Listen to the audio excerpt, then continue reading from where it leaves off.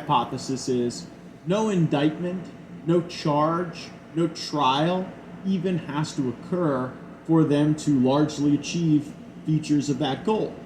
They're trying to use criminal process in politics to try to cloud the prospects of a candidate, in this case Donald Trump, who they're afraid of.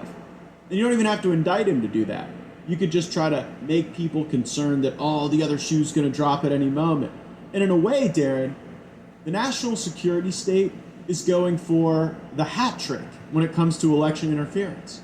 I mean, in the 2016 presidential contest, the national security state interfered with the Steele dossier. You point that out in your piece, saying that, oh, well, Trump's a Russian agent and there are these tapes and he's going to be totally compromised by Putin. By the way, Trump, only president in recent history to serve and not have Putin invade another country in our last few decades.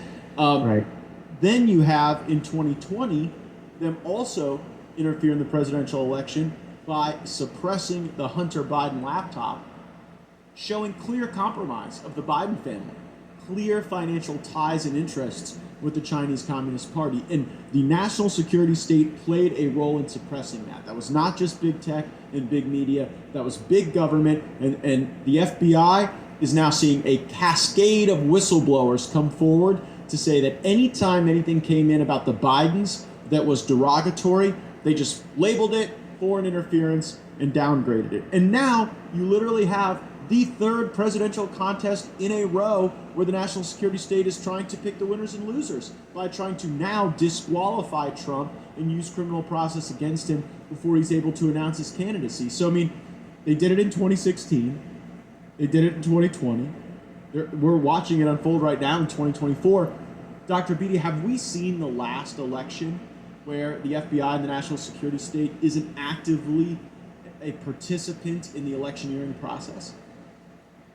Well, I think that's a great question, and I think it remains to be seen, but it really invokes a question that I've been asking really since 2016, which is, the national security state is doing everything in its power to make sure that the American people will never meddle in their own elections again. And I think everything that you've described is consistent with that.